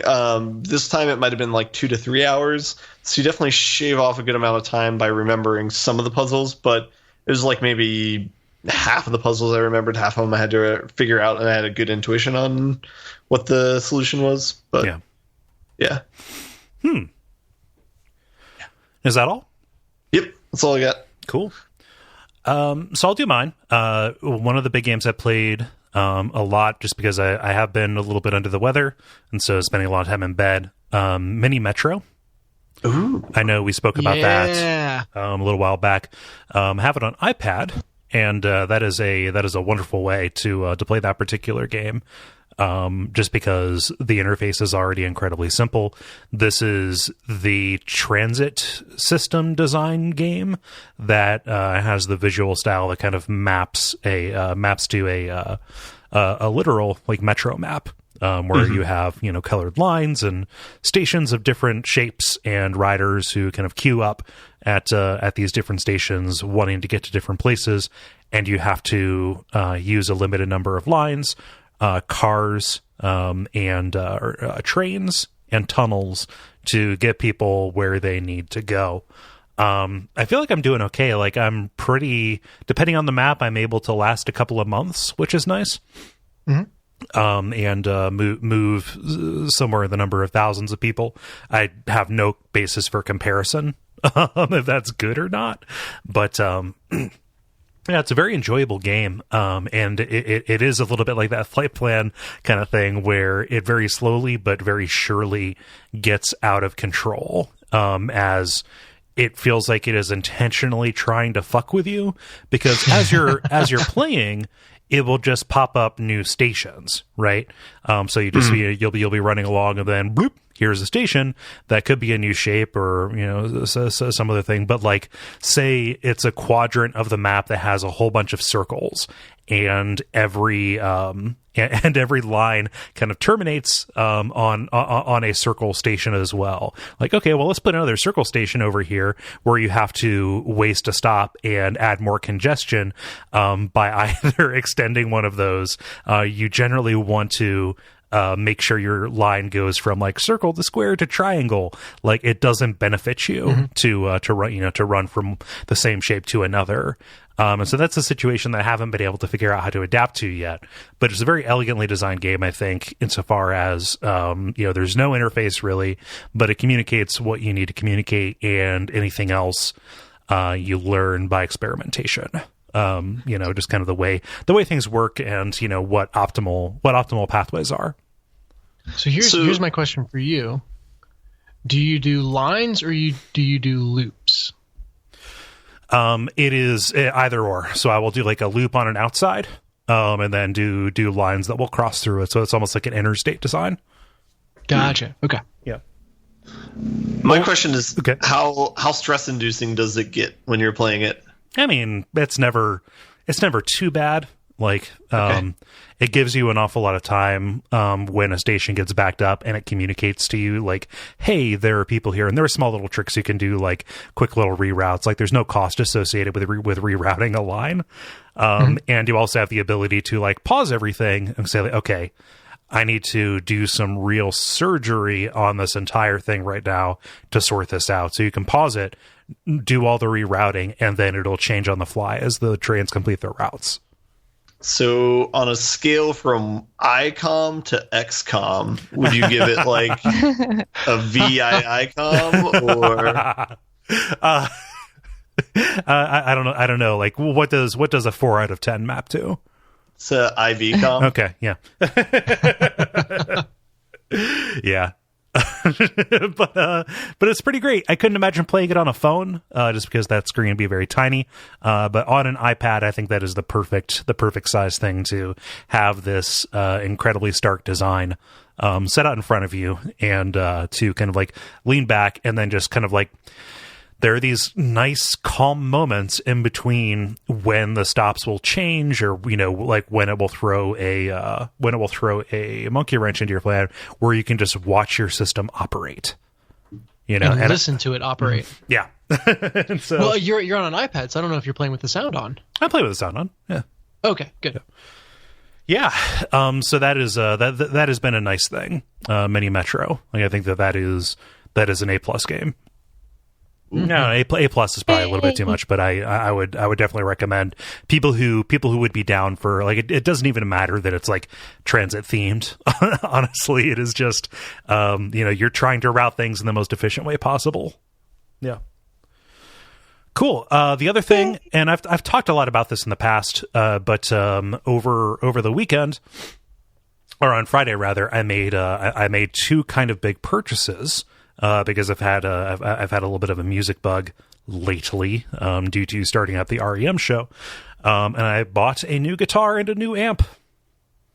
Oh, nice! Yeah, I saw the picture of those. Yeah, so it's it is an Epiphone Les Paul, and it's like a sunburst or whatever, orange to black on the front. It's real cool. Sounds great. Spent a lot of Friday getting it set up and restringed and all of that. And I saw you playing Rocksmith over the weekend. Were you using your guitar for that? That is exactly the game I was playing. Yes. Nice. So I decided to fire it up. So I've spent a lot of time playing Rocksmith, mostly a couple years ago. And I kind of fell off of it for kind of apartment reasons, and also because my guitar that I used for that which is a red Squier Stratocaster that I got that I bought, that plus the like 15 watt like frontman amp for like $125 from somebody who wanted to get rid of it my senior year of high school. And like the pickups are fucked up, like the electronics are all weird, and it's like it's untenable to play with this piece of garbage anymore. So when I got this new guitar, I was like, okay, I need to, it's been a while since I've played electric. I want to, jump back into this. So I fired up Rocksmith Smoke 2014. No, I mean, or more like what's the frequency, Kenneth? But I fired up Rocksmith 2014, that game that like you use a real guitar as the actual controller, and started playing around with it. And yeah, I'm rusty. Like, I'm rusty on doing leads and stuff. But that game is an amazing kind of teaching tool for particular songs. And it was. I went to some of my old standbys and standards, and after a couple of different loops, I was not back up to where I was, but it was very fun to play this new guitar, and run it through this game. I guess in the intervening time, they've updated the game. It's like Rocksmith 2014 remastered or something like that. There are songs that I don't remember being in there, so I guess they just gave me a bunch of free songs in the remaster. Nice. So hey, cool. I like that. I like the stubbornness and not being willing to change like it to 2016 or something like that. Well, I mean, it's confusing, right? Like, I don't understand why they didn't just release a new product. Maybe that would have been too much work. Maybe they've already, like the improvements that they could make they wouldn't warrant a full extra release for the thing. Yeah, but that is that has been a tremendous amount of fun to do that. The amp that I got, it is a Vox VT20 Plus, if that's something anybody's curious about. It is a tube amp, but it's a modeler as well. So like the top has all of these awesome little controls to do onboard effects and, you know, make it sound kind of however you want. So some of that stuff is a little junky, like people like to do that with pedals or whatever, but for my purposes, because I'm always going to be playing it on like low power mode, I don't need to have all that stuff. I just want to have an amp that will sound like I want it to sound. That is not related to the game. That is just something that I've had a lot of fun playing with. Yay! That's allowed. Yeah. So what are some of your old standbys that you've gone back to learn on guitar? On Rocksmith? Just in general, but either one, Rocksmith or off Rocksmith. Yeah. On Rocksmith, I'm pretty much always down for something like, I like the rhythm guitar mode in Rocksmith a lot more.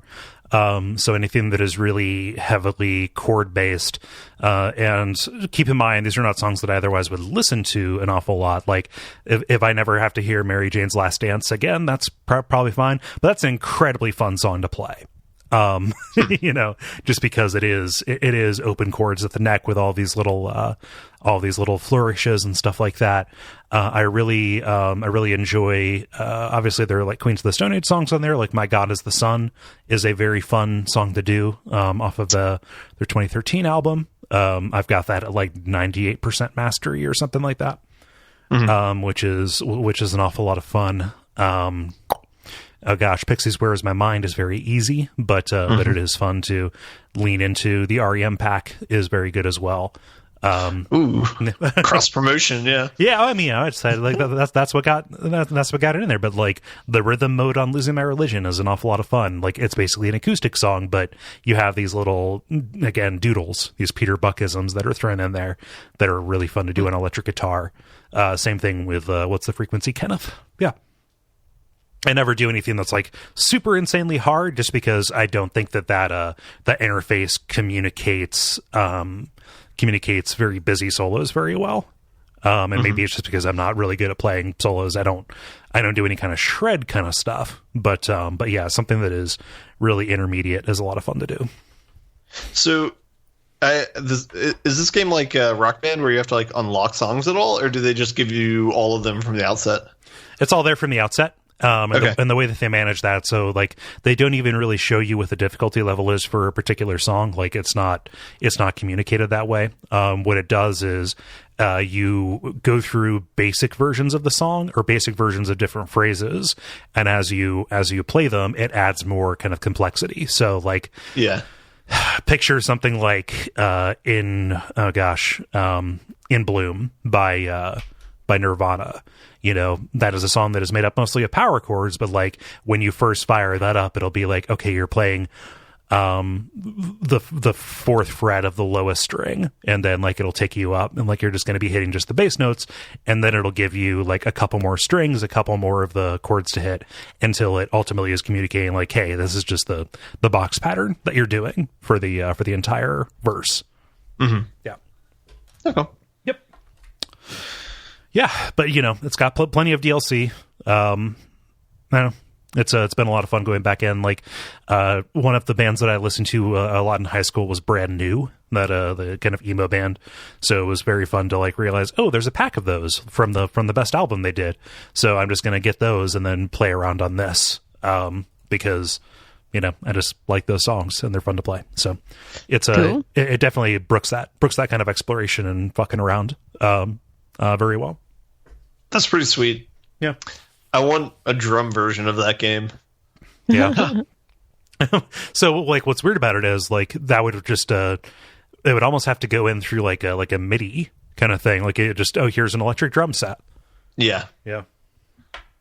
Yeah. But those are different. Electric drum sets are different than actual than acoustic drum sets. I when I say actual drum set, it sounds like I'm being dismissive of electric drums, which I'm not. It's not my jam to look down. Oh, so yeah, that's been my that has been my thing. Looking forward to, very excited to playing Resident Evil 7. Yeah, I wish I could play it, but you know. Yeah. Money's. I was gonna say, Jala, you should bump up your Cincinnati trip to as soon as possible so that you can just play Resident Evil 7 then. Right, there you go. Since Allison already finished, I can do it VR. I can just go camp out at Allison's place. Cool. So that sounds like a podcast. Do you want to button it up? Buttons. All right. Let's. I wish that the tagline for the level was, "It sounds like a podcast."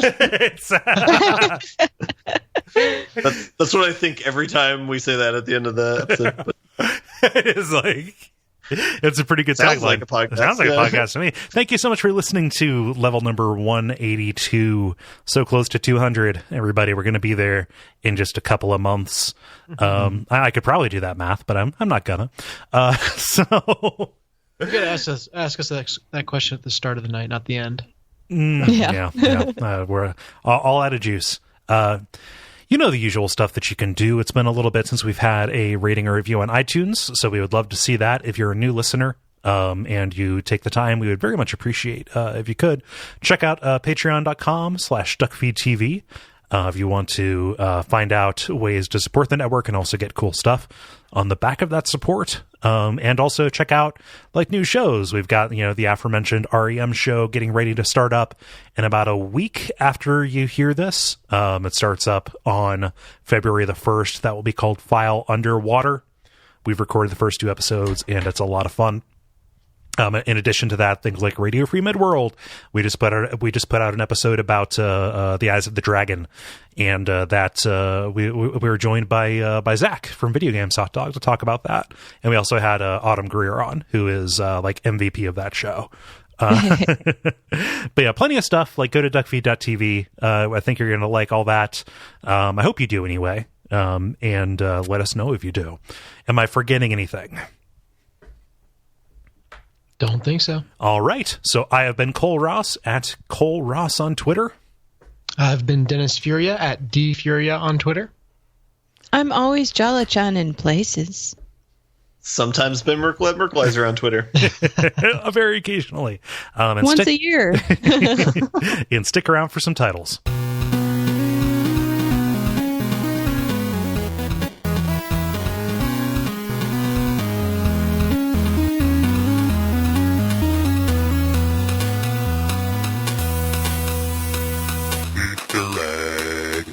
Have 4. It's dwindling. Yeah, maybe it's because I'm on medication because I'm sick. Yeah, I only have 1. They can't all be bangers, So let's see, Jolly, go ahead. What are the 4 you got? Okay, David, the real life Witcher. Shared seed. Hashtag why I game. Oh no. And like exercise, but not good for you. Okay. That's it. Okay. Dennis, how about you? I had mostly different. I had I crashed my house. Past the Buffy mark. The mundane of the horror. Like exercise, but not good for you. And then on a scale of ICOM to XCOM. Okay.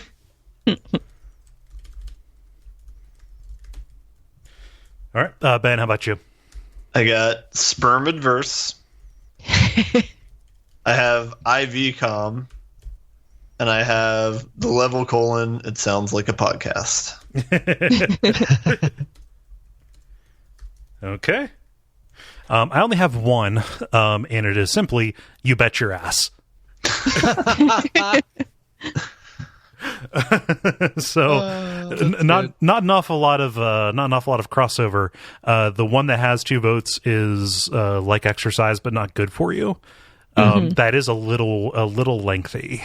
Yeah, I would agree with that. Let's see.